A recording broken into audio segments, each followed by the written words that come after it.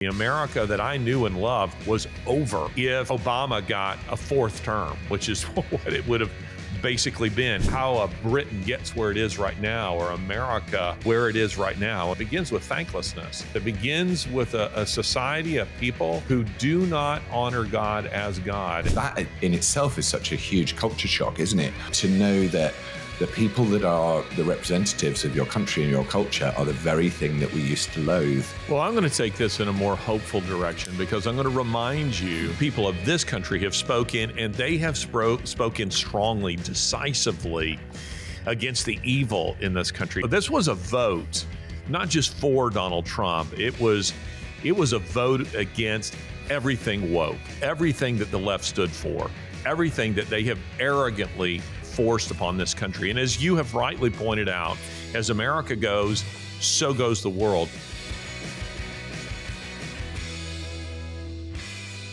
Welcome to another episode of WTF,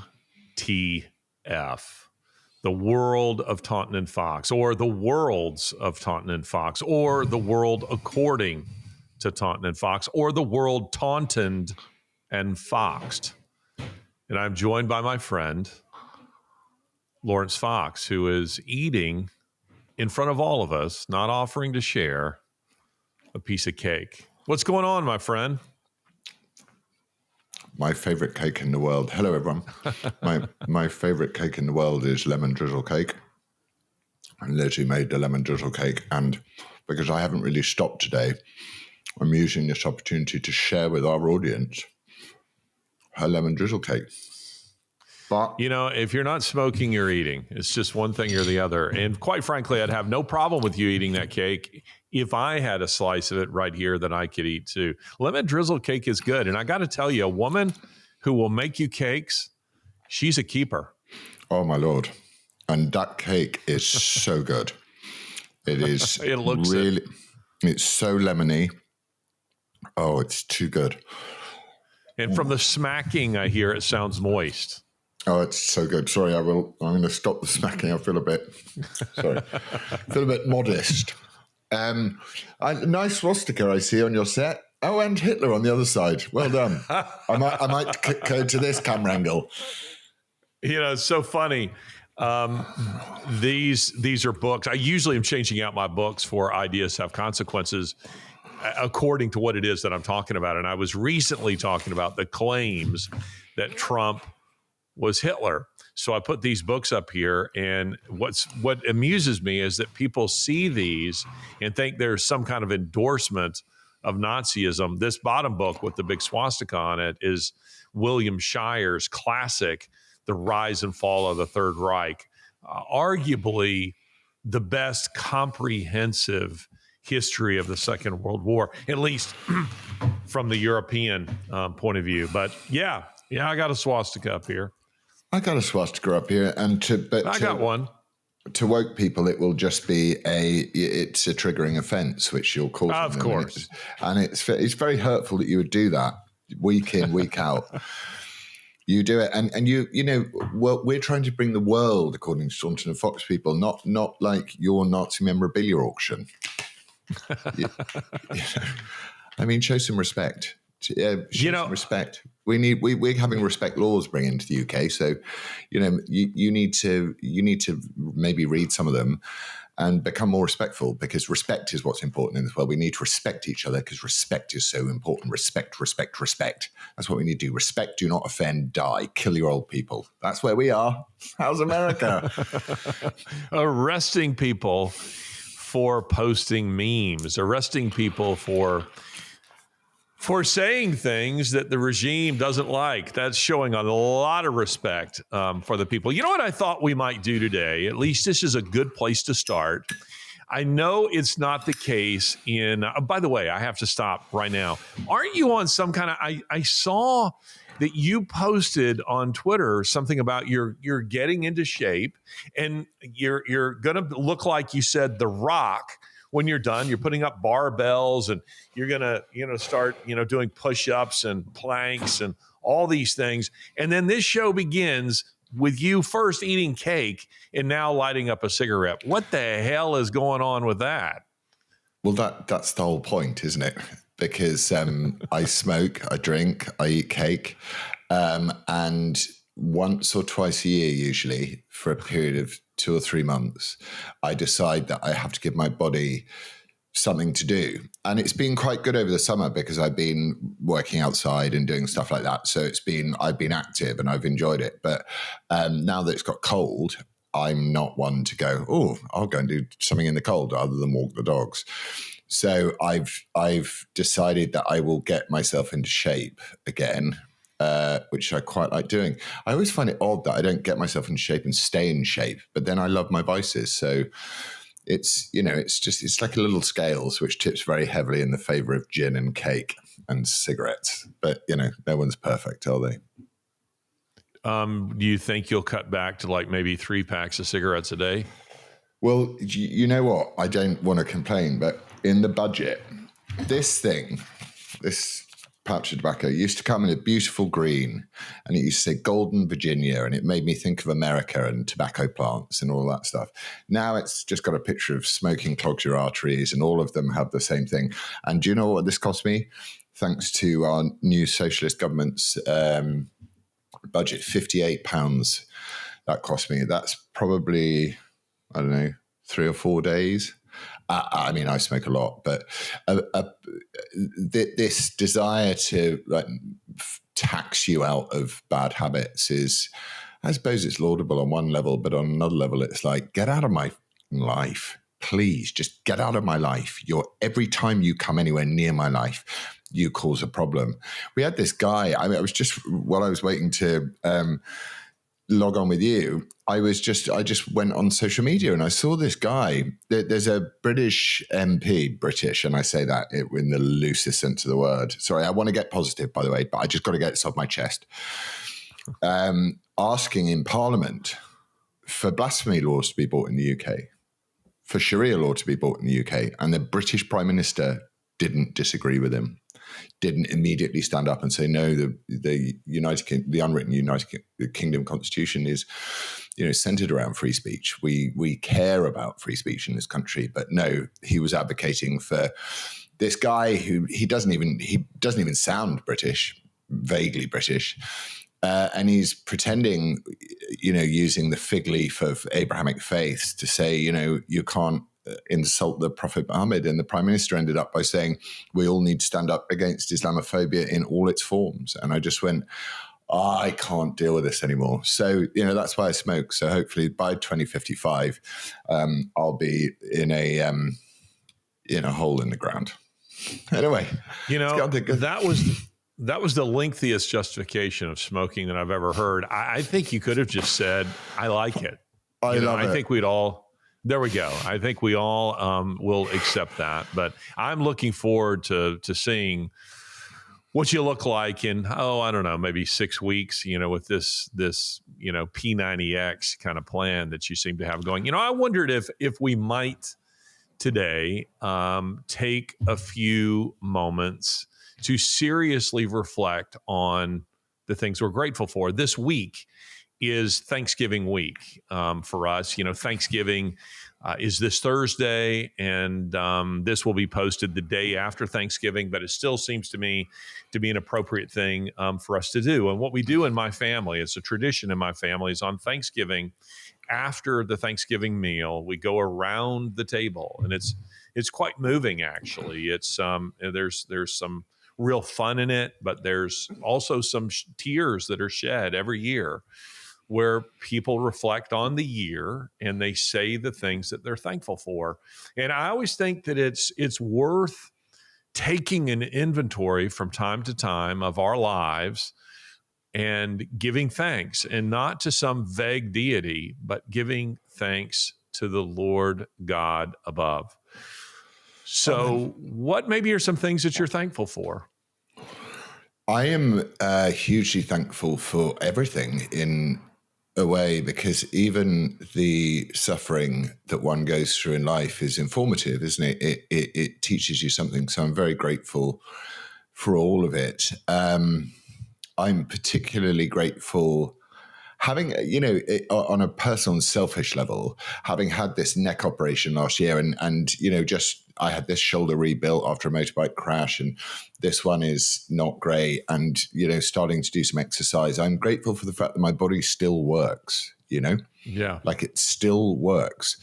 And I know I'm only 46, but there are some people at 46 who are really suffering and their body isn't working. And you know what it's like when you're ill, just in a small way, when you're ill, where something in your body clicks off and doesn't work properly. And it can just destroy you. And it happened with my neck when I had to have my neck operated on. And, my mum used to say to me all the time that it's a miracle that the body functions the way it does, because so many things can go wrong at any one point. And that I'm grateful for life, and I'm grateful for life. There are many. I don't think complaining about anything actually helps unless you're willing to do something about it.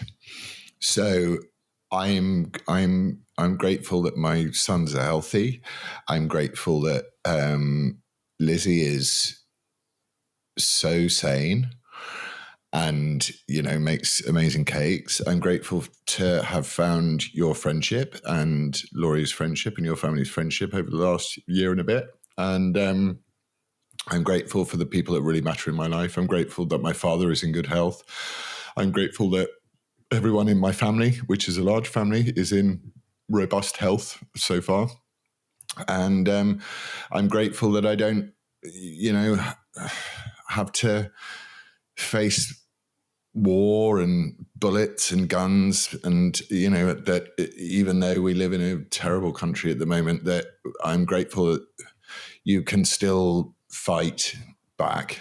And there's not much. I don't wake up in the morning and ever, even when one centers the thoughts around Thanksgiving, I try always not to see myself as a victim of someone else's problem or a victim in general. I try to see the problem and then work out how one approaches it. So I don't think there's much that I'm not grateful for.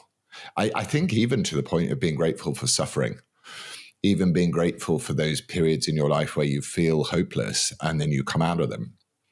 I feel grateful that with the grace of God, you're able to do that.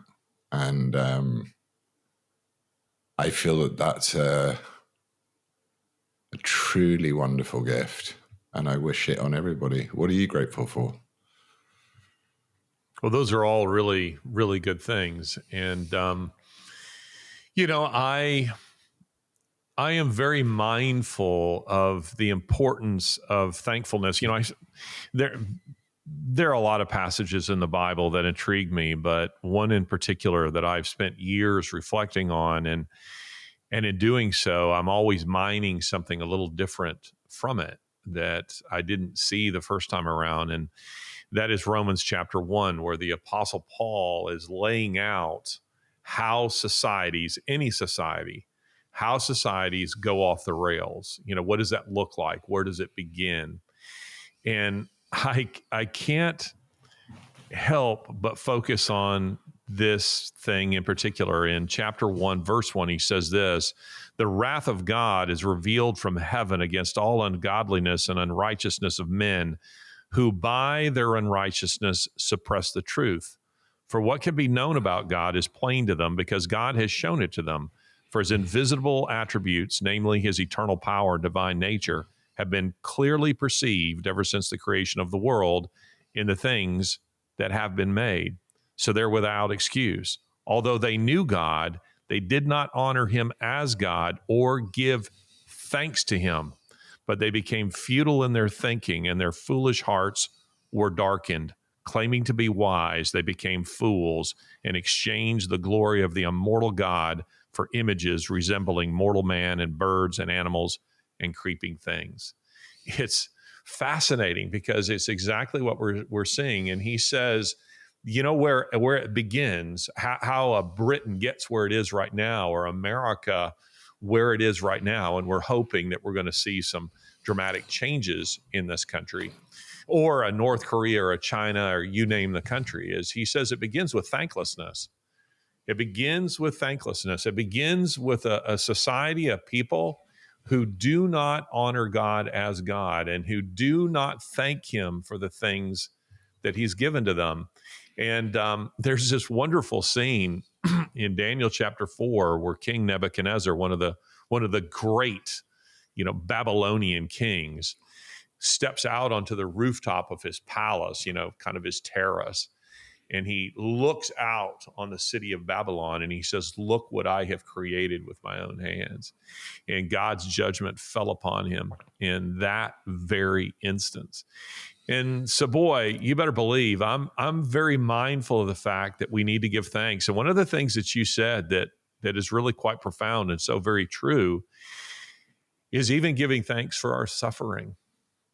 It's not just giving thanks for, Lord, I got money in my bank account, or hey, that new car I have, or whatever, that shiny new thing, but giving thanks even for our hardships, being able to give thanks that because in them sometimes there's God's mercy in them. And I may have told you this story, but Christopher Hitchens, the late Christopher Hitchens, when we were taking one of our celebrated road trips together, he had been diagnosed with cancer. He was dying of cancer.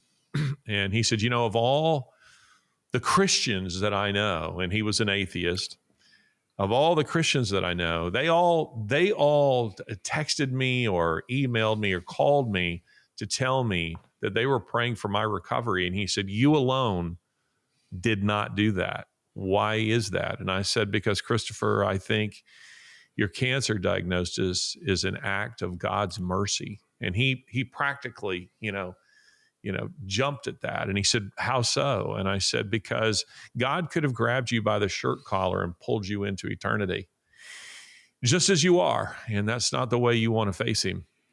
Instead, he has announced that he is coming for you.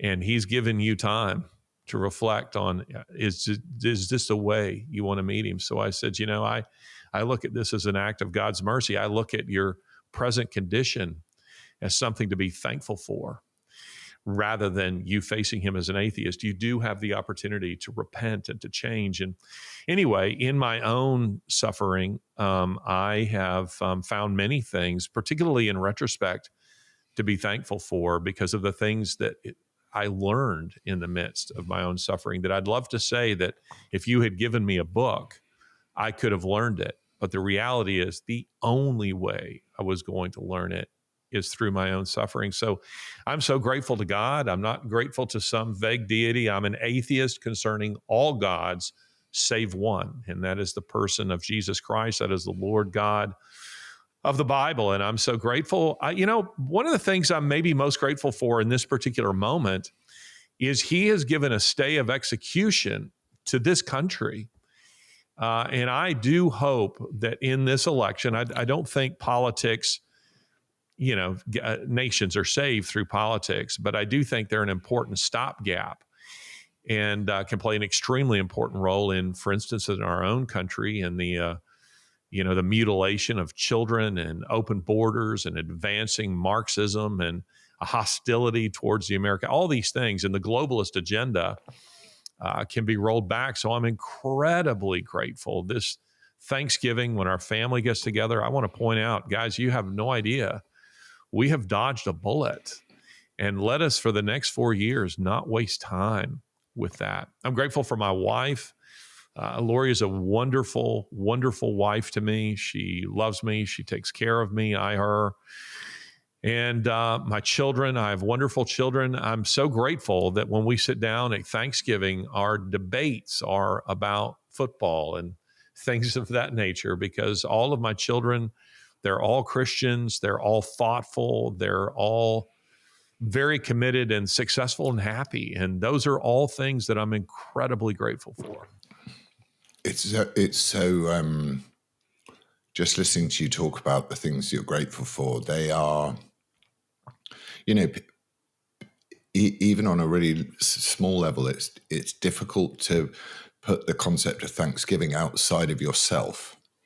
So to a lot of people, they would thank themselves for the things that they did, or the change in circumstances that are arisen in their life, either positive or negative, that they would focus it on the self and how that the self can change that. But to be able to be, the humility that it takes to be able to be grateful, truly grateful, is that in itself is one of the only things you should ever teach a child, actually, that their gratitude isn't to you, it's through you, and I have a very difficult family situation with my kids and my ex, and I'm even grateful for that in a way, because you said to me that great thing once where I was very sad, and you said, but do you trust them to God? And I said, yes, I do. And it's so interesting, because for such a long time before that, I thought, no, it's about what I do. But it isn't, actually. You put it to God, and He will do what needs to be done. And that's faith. Brother, I feel it. I really do. I want to back up just a bit and say this. I was reflecting, as I was texting you some ideas before the show, I was thinking, did Laurence and I really just meet in January of this year? Because I feel like I've known him my whole life.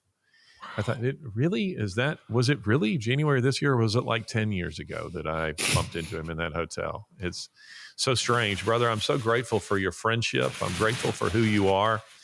I'm grateful for Lizzie. Lizzie is a wonderful person. Like Lori, I wouldn't characterize Lizzie as shy. I would characterize her as reserved.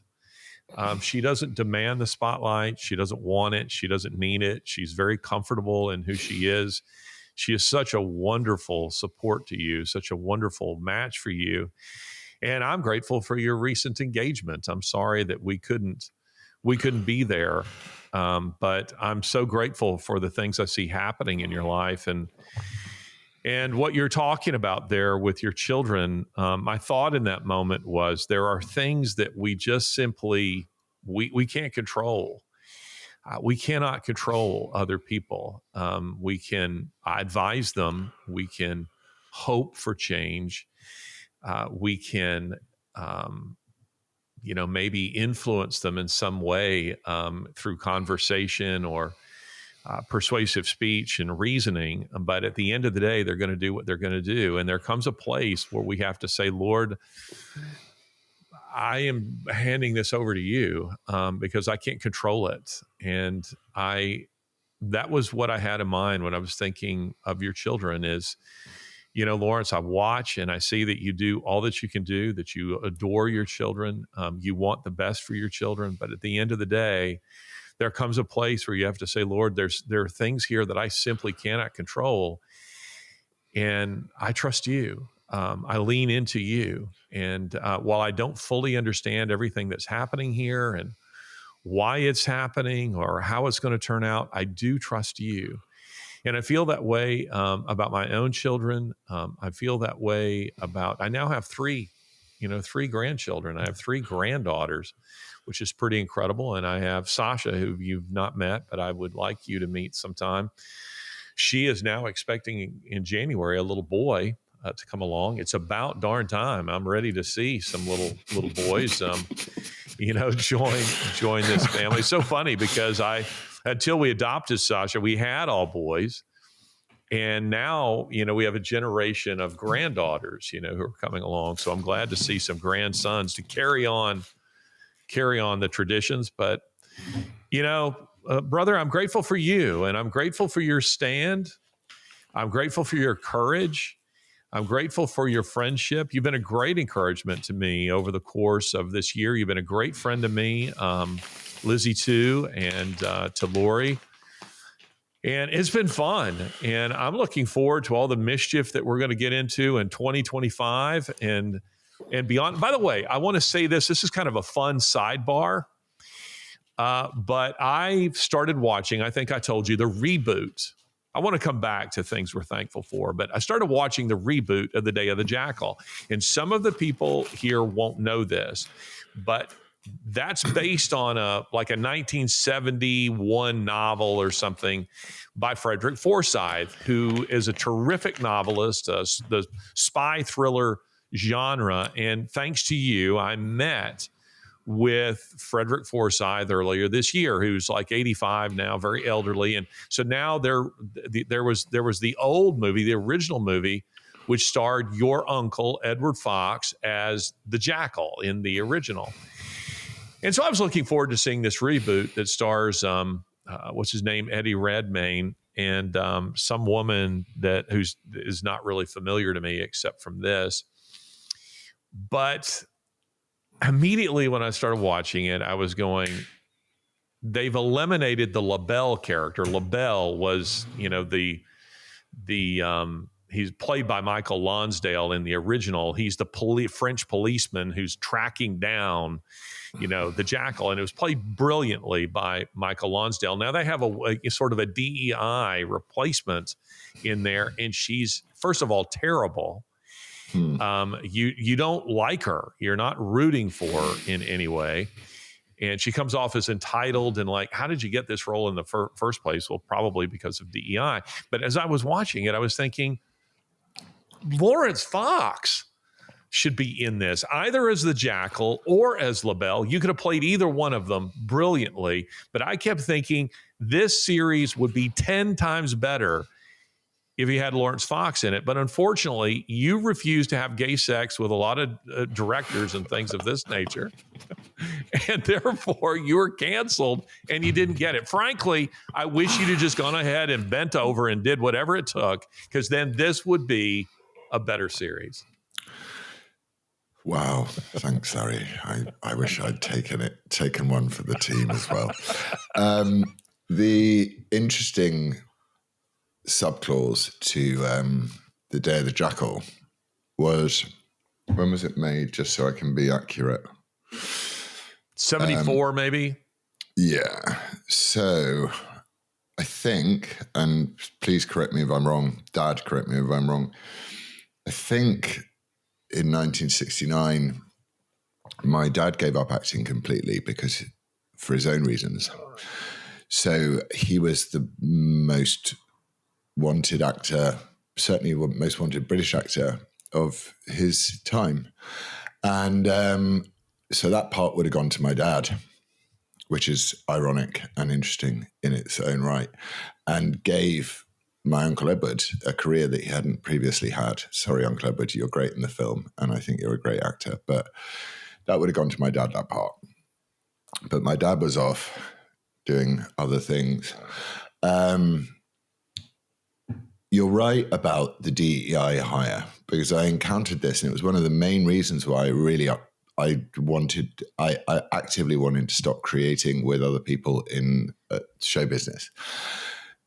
If you're getting a part because of the color of your skin, you're going to bring the rage and the unfairness of that with you to the set, because we're all human beings. So you're not going to turn up on set thinking, I'm being hired because they've rewritten Lavelle and it's great. And look at me, I'm fabulous. You're arriving going, I'm a diversity hire. I'm in these Hollywood movies, like a lot of these actors. I mean, that's not to say, I'd like to strongly caveat that with the fact that there are the most wonderful and brilliant actors who have different colored skins. My favorite actor in the world is Denzel Washington, and just the way he holds a screen, but it's never been about his skin color to me. I don't go, he's a wonderful black actor. I just go, he's a wonderful actor. Whereas this girl, she was in The Bond. And terrible in that, actually. Now that you mention she was it. She was dreadful. Ruined that film. She was dreadful in that too. It's so sad that we do racist casting. I think it's really bad. And I feel very sorry for the people that have to perform just because, literally dancing monkeys, without wishing to sound rude. That's what they're going, do it. you've got your chance now, you do it. And if it was me, I would probably have the same attitude as a lot of actors that you see who have been put in a role based solely around their skin color rather than their talent, which is an insecurity, a forcefulness, a rage, a lack of immediate. The great skill in acting, the best skill in acting, is the ability to what they say. It sounds like a very wanky expression, but it's true. To be in the moment. That's why I never respected actors that prepared for anything. The longer my acting career went on, the less I prepared. To the point where there were some times I would work and I wouldn't have even read the script. I would just go, there's no point. The director's job is to tell me what's going on here. And my job is to be in the moment and react truthfully. And the writer has written me the lines I need to say. So I will deliver them with the most truth and authenticity as I can. I don't really need to know what happens in the future because my character doesn't. So why should I have the luxury of being able to plan my future and signal to the audience that I know what's going on? And in the periods as we've spoken about, I have such serious sadness about art in general, but my own personal sadness about the fact that I'm trained up to do this thing. I do it for a long time, and then I can't do it anymore. I'm not. I mean, I probably would be allowed, as you say, if I sucked off a trans lesbian, I'd be fine. But because my soul won't let me do that, I can't work. Lizzie wouldn't let you do that. She she's got quite a dark sense of humor. So you never know. So I sort of think it's. Oh, I've come too far away from what I wanted to say. The sucking off the trans lesbian has done me. What was I trying to say? I was trying to say that okay, let's sort of carry on the conversation rather than try and go backwards, because I can't go backwards. Why would you remake The Day of the Jackal? Because The Day of the Jackal is a flawless movie. I mean, it's a flawless movie. It's a great novel. It's a great novel. I get that, and you're a man of words, so I understand it. But for those that haven't read the book, it's a pretty flawless movie. I get stopped at least twice a week by someone who goes, "Your dad is my favorite actor, and The Day of Jackal is the best movie ever made." I'm like, "It's not my dad; it's my uncle." Blah. But it's a beautiful movie because it's shot on film. It's shot within the time it was made, and it has a huge epic charm to it, and it's very confident and ballsy, and everybody is great in it, and it doesn't show off, and it doesn't do what these modern films do, which is give you everything within the first 5 minutes. It respects its audience. So I always look at these remakes and I'm instinctively, I don't want to watch them. Unless, weirdly, my only rule with a remake is I will watch a remake of a terrible film. So like they remade Total Recall, which was the Schwarzenegger film, with Colin Farrell, and I watched that, and it somehow managed to be even worse than Total Recall was. So I rather enjoyed that. But remakes of serious movies, I will struggle with. I'm actually trying to ask myself right now: has there been a remake of a seminal movie which has been better, or even come close to the quality of the original? Can you think of one?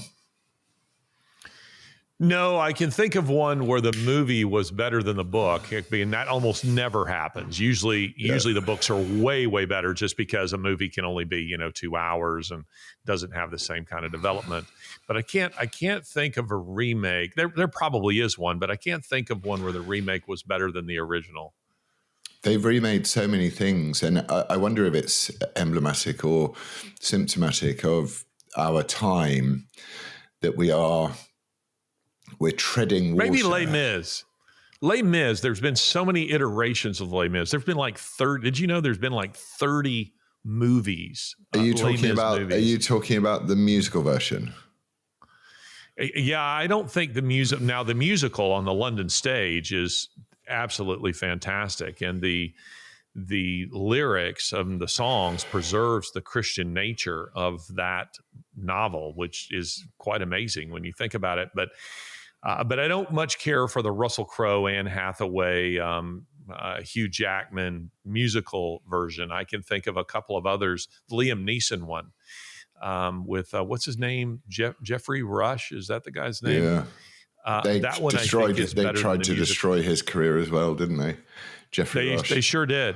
They sure did. But I think the Day of the Jackal, what is bothersome is whether she's black or not. They've put a woman into this role, and it's not a believable role for a woman, because these women are all characterized as superheroes who, throw men around and karate chop them, and that's not real life. It's not believable like that. It doesn't mean that a woman can't play a significant role in the film, but they've made her what LaBelle is not, by the way. He doesn't get in any fist fights or, any gunplay until the very end of The Day of the Jackal, in both the novel and the film.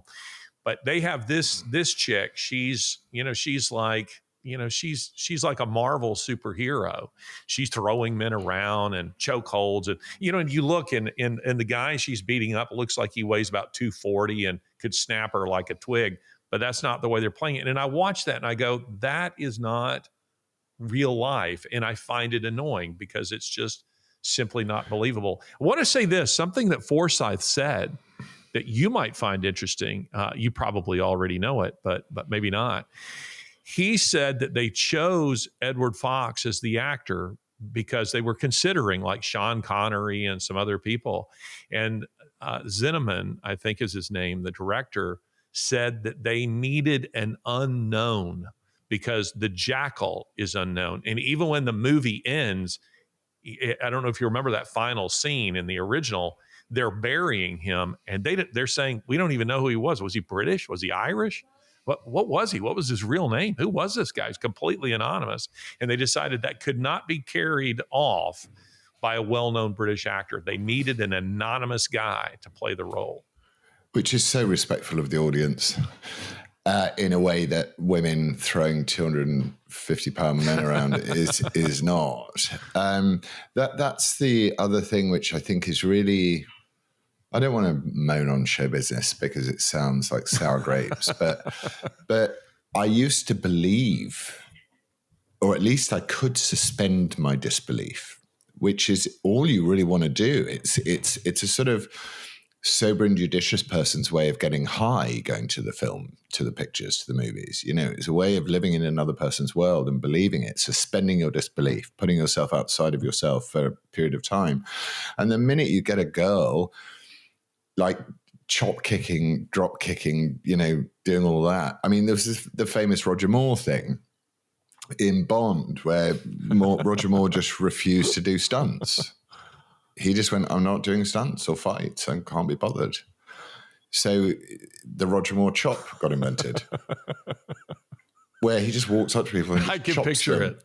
And he just like, I'm not doing that, love. And so there was a respect, I think, a real deep respect for the audience, because I think they knew back in the day, as we know now in a different way, but they knew the power of storytelling, and they knew the power of the effect that storytelling would have politically as well. So I saw a real change in art when, and again, this is probably my sort of cozy, cosseted life, but I really loved art that either attacked the culture or supported it, was countercultural or cultural, or supportive of the culture. What I can't respond to is art which is neither, or something they call art which is neither. That's interesting. Because I can't believe any of it.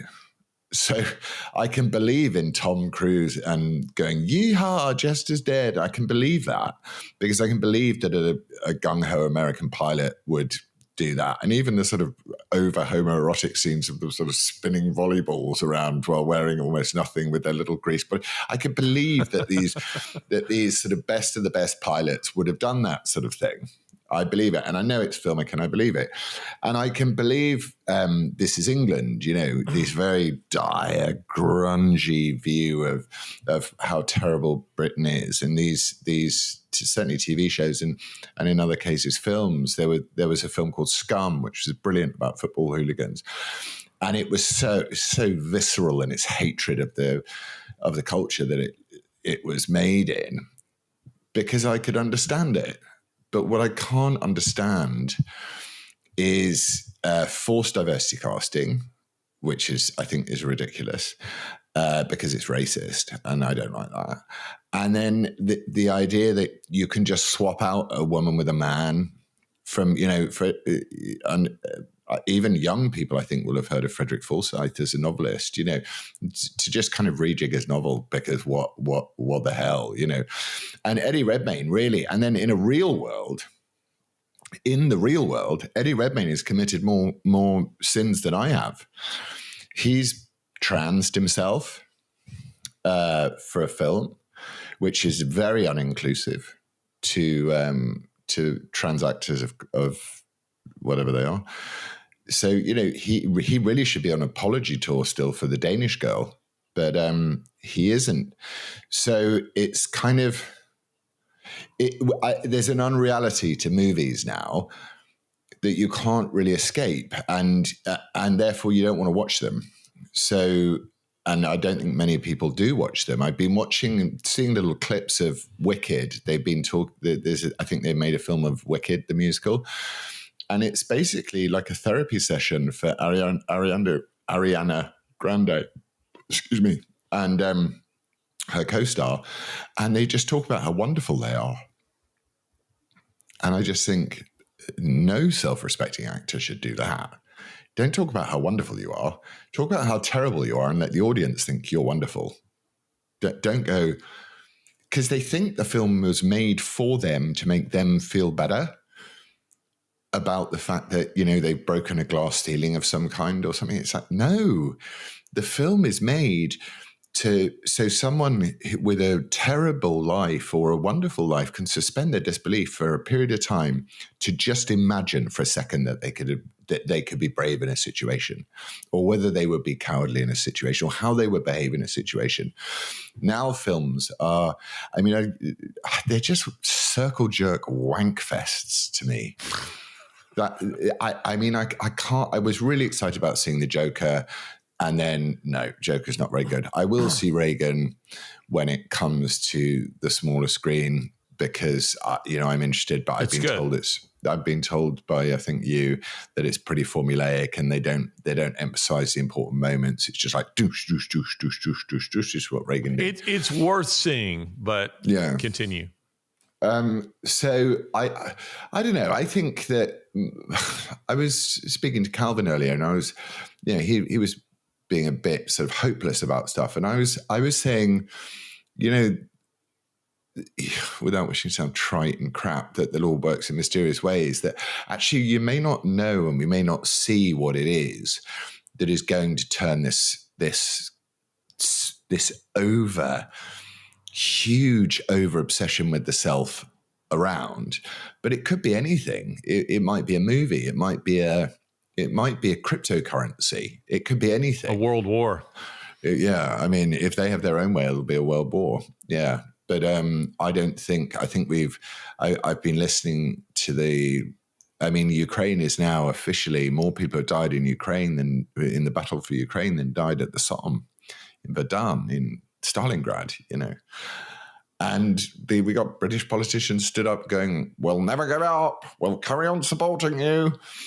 And it's like, really? Why? This guy's a drug addict. He's a fucking puppet drug addict bitch who won't allow political opposition in his own country. You're essentially on Hitler's side. Not that I think Putin's a good guy, but you're basically siding with the very thing that we used to stand against. And that in itself is such a huge culture shock, isn't it? To know that the people that are the representatives of your country and your culture are the very thing that we used to loathe. And we used to all stand up against, and men died in their hundreds of thousands for what was behind them, not what was in front of them. Well, I'm going to take this in a more hopeful direction because I'm going to remind you. I'm going to remind you. I'm going to go to my other camera. There we go. I'm going to remind you.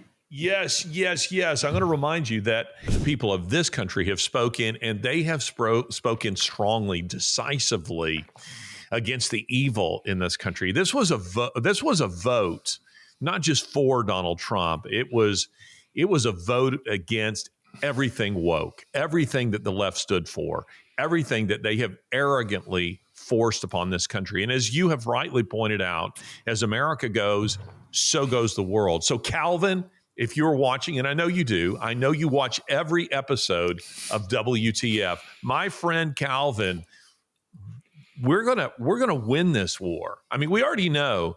We go to Revelation 22, the end of the Bible. We win. We know. We already know how the story ends. But between now and then, we've got a battle to fight. In these next 4 years, we have an opportunity to make a massive impact on the direction, not just that this country goes, but that the world goes. And I'm cautiously optimistic. I'm not loving every single cabinet appointment, but that's okay. I like a bunch of them.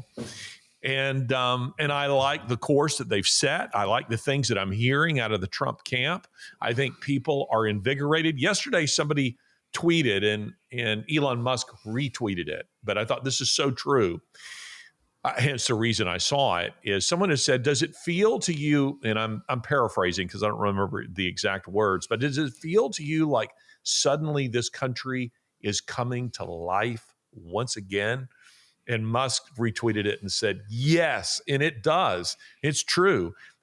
It's why I am in such a mood of thankfulness that I just want to give thanks. And I would, by the way, if Trump had lost, we would gather around our Thanksgiving table and we would give thanks for the many things, material, spiritual, otherwise, that the good Lord has given to us.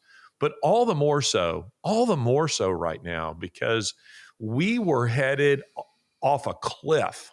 I mean, just straight off a cliff. And I don't think it's any exaggeration to say that the America that I knew and loved was over if Obama got a fourth term, which is what it would have basically been. As it is, the Obama faction, the Obama machine has been defeated.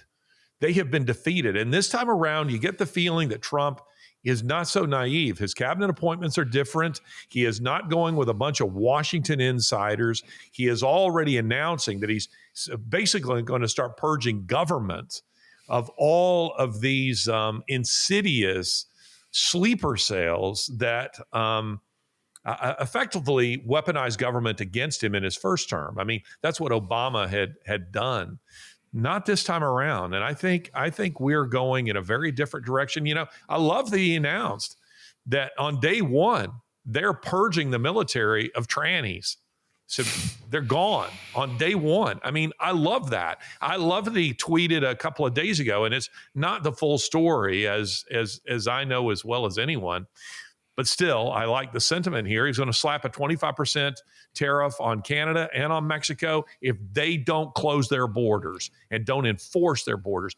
I love that. I love that J.D. Vance said, you know what, NATO, if you guys don't stop suppressing free speech throughout Europe, if the EU doesn't stop suppressing free speech, we'll leave. In Europe, we will withdraw our support of NATO. I promise you that gets attention when they are at war. They should. A proxy war with Russia. But they should, and also, I you know, obviously, punishment is a strange concept, or sanction, all this sort of stuff is difficult and strange concept, and no one born after 1996 can deal with the idea of being punished unless it involves cancel culture or something like that. But the Vance's position on Europe and England, because, you know, and Britain, we're in a very precarious position in the United Kingdom because we're not aligned with Europe, particularly. Like your average British person, despite what the government will tell you or the current Communist Party will tell you, we're very much an island nation, like a lot of island nations. You know, we're sort of fiercely loyal to our own little island nation. And it's the first time I remember Obama saying that. Who did he say it to? He said, "You're to the UK if we didn't do something." He said to one of our prime ministers, I can't remember which one, "You will go to the back of the queue if you don't do what I want you to do." Two things. One is I am so pleased that Obama hegemony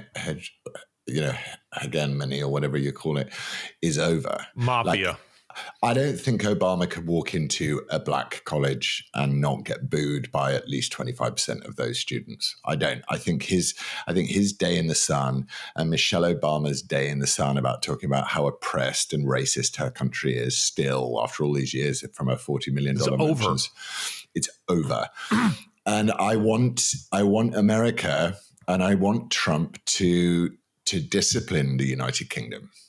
I want him to do that. I think that's coming.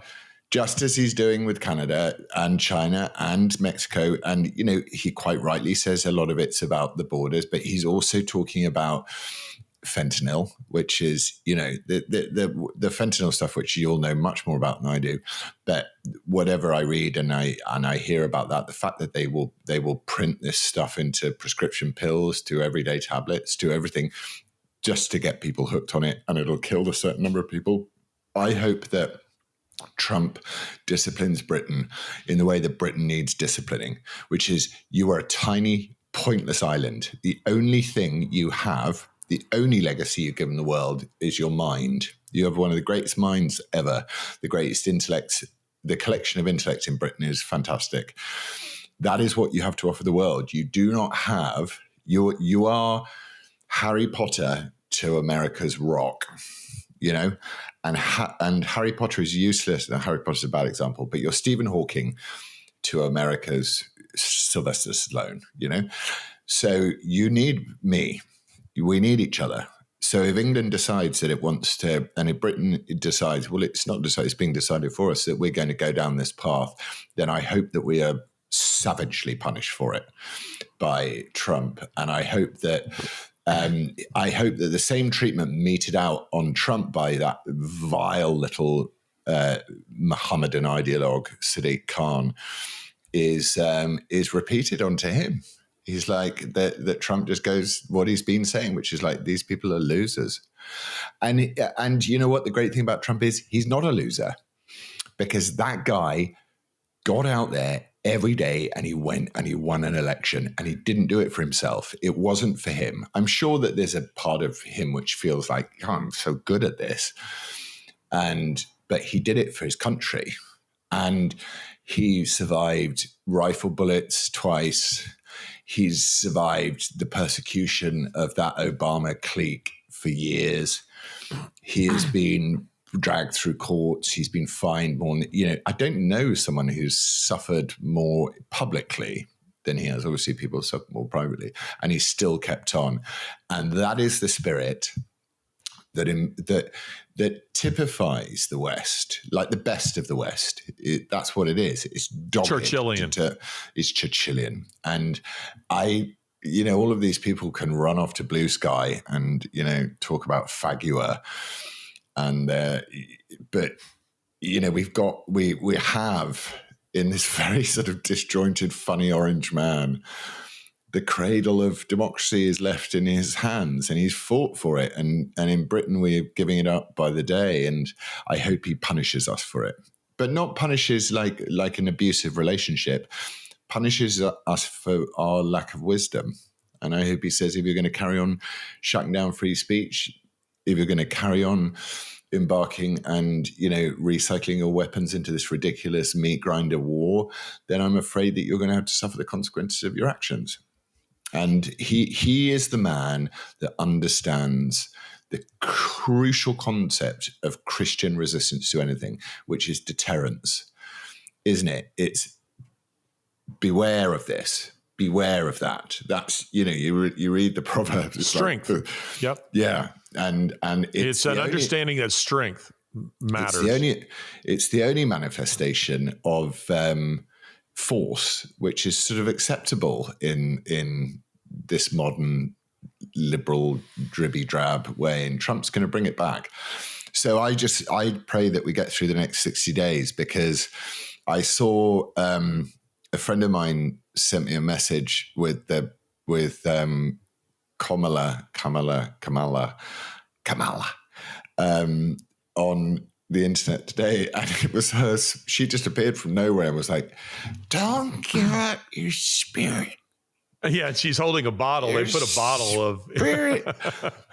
Like Johnny Walker in her hand or something. And he said she needs to become unbourboned by what has been.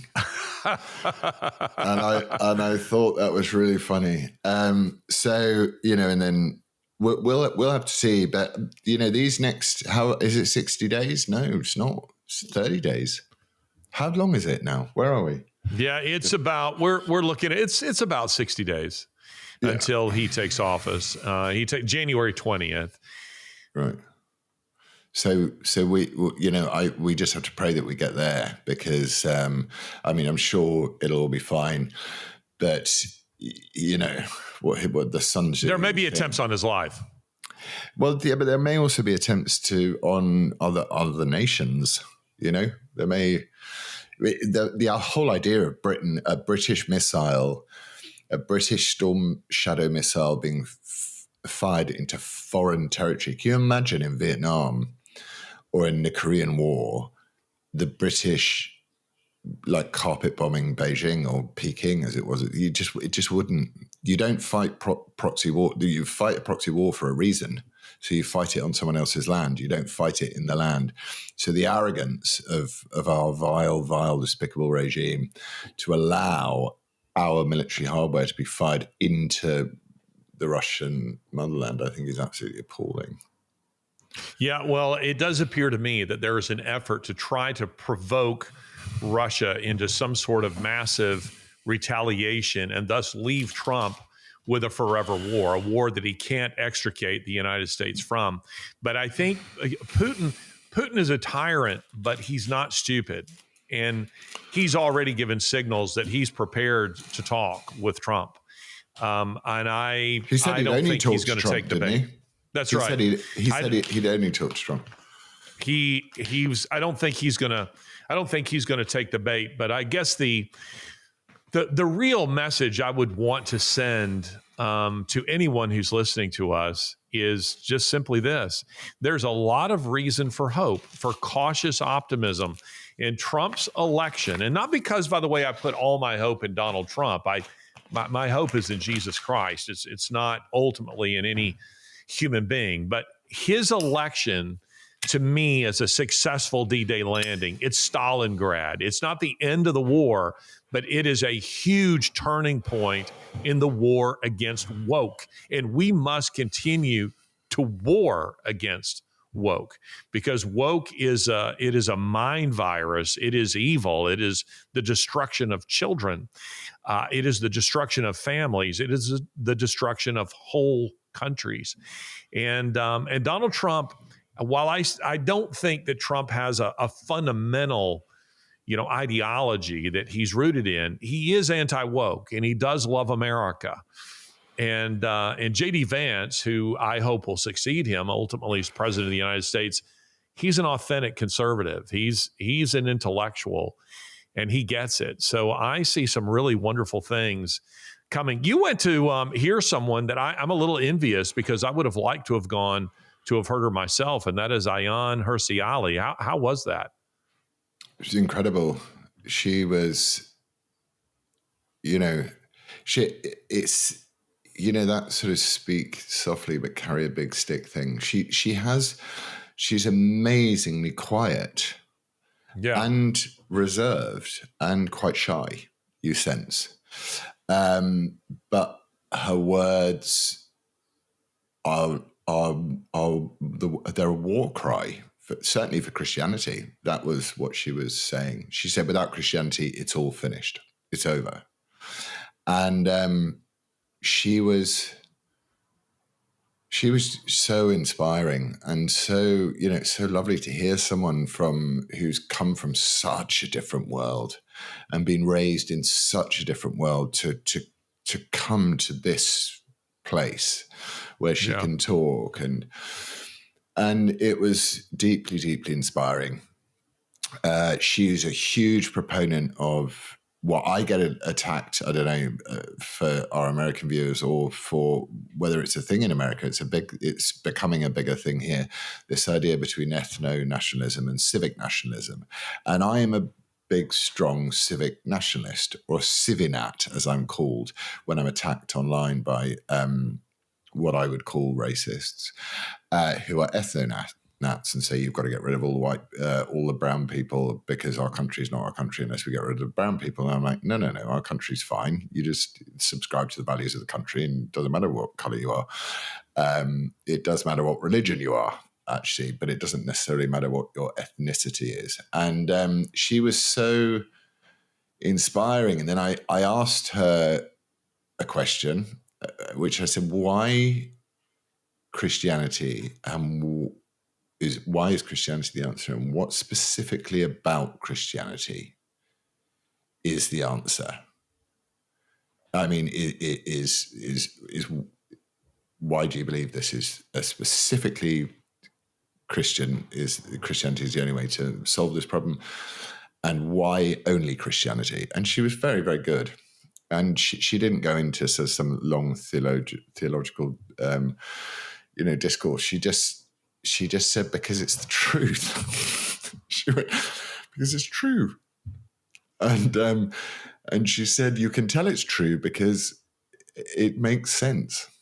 And it even makes sense to people that don't believe it. So she kept it very layman's terms. I'll dig out her response, which was much better than the way that I'm giving it. But I felt very emotional listening to her respond to the question. And she's what a testament to how it could be used both ways, though, couldn't it? It could be used. I was aware of the fact that it could be used both ways, but what a testament it is to the truth that a woman has come from a refugee camp in Somalia to Holland, to being a very left-wing progressive, to becoming a more aggressive atheist. Yeah, aggressive atheist, to becoming a socially conservative Christian.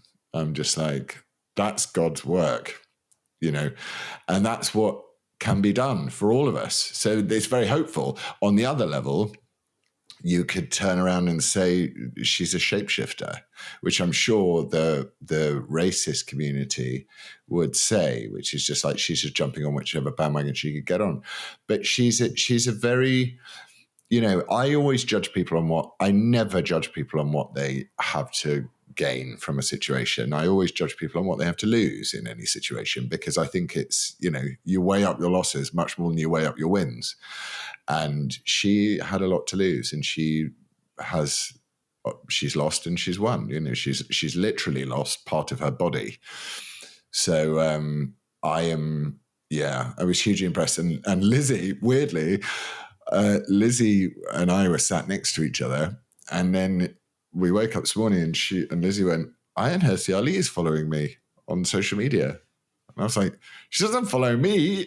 And then we were telling our friends, and they were like, this is unfair. She doesn't follow me. So Lizzie was had said something to her, and she thought, oh, that was interesting.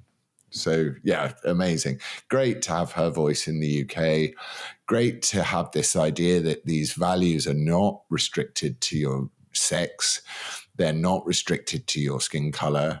They're not restricted to your past. They're not restricted to anything, and she's a perfect, she's great. I wish she was a politician. She's a bit softly spoken, but, I wish she would go out and fight for, to stand for office in America, but she can't. I don't think she's not an American citizen. Maybe she is an American citizen now, is she? I don't know. She's married to Niall. I don't know. I would guess that she probably is, but I'm not sure. She has really impressed me that her her conversion to Christianity feels very authentic in the way that some others are marketing themselves as Christians. Are you talking about? She's not doing any of that. Are you talking about the necklace that you can buy? The amulet. And she isn't teaching the Ayaan Hirsi alley, biblical series. No. She's been very, very humble in her conversion. She's been very quick to say that there's a lot about the Christian faith she doesn't yet understand, and that she is studying, and that she's learning, and she's going to Sunday school. And I'm just very appreciative of her approach and her stand. But I've been very, very impressed with her and the things that she's saying, because, when we were really taking on the new atheists, she was part of that group. And yet I always saw her as something a little different. I thought, I get it. This woman has suffered under Islam. She suffered physically under Islam. She's throwing the baby out with the bathwater, but I get it. I understand when she says that, she believes that all religion is, basically the root of all evil. I thought I understand, given her background, but I was really hopeful that she would eventually come around. And what do you know? She has. She's discovered the genuine article, that there is a grail that can give eternal life, and she's found it. And for me, that's just really, really fantastic. Brother, it's good to see you. You look well. You seem to be doing well, and I look forward to seeing you again face to face. Well, I think that's good. Yeah. Anybody who doesn't get emotional about their children, about their family, about the things that they really believe in and are committed to, there's something wrong with that. I feel very passionate about the issues that we discuss, and I know that these are things, the things that you're shedding tears over. I know how deep those wounds are for you, and that they're very real, and it's an ongoing a struggle in your life. And yet I also know Scripture tells us, that God's grace is sufficient. It is sufficient for us. And I can say that as somebody who's been through the valley of the shadow of death. And so I don't say it in a trite way. I say it because it's very real. It's very real in my life. And I know it's very real in your life. And so, brother, I love you. I appreciate you. And even though it's not Thanksgiving tomorrow in Britain, it is here. And I hope you and Lizzie will eat a little, lemon drizzle cake in gratitude. We will. And I think that the idea of Thanksgiving is a great thing. And you give thanks every day anyway. And I think we all should. And it's God bless America, because we are, we're on rocky seas, and we're looking for land, and we're like those pilgrims, and suddenly we're going to see a bit of land. And I think we should all be grateful tomorrow, and we should all give thanks for America, and we should give thanks for the freedoms that your Constitution provided, so that people can freely express themselves in a vote to try and maintain and continue the greatest experiment and idea in liberty that the world has ever seen. Well, that brings us to the end of this episode of WTF. But I want to say this. I want to throw it in. Your dad, Jimmy Fox, you would have made a great jackal. You would have been great as the jackal. There's no question that is true. Thank you for joining us on this episode of WTF.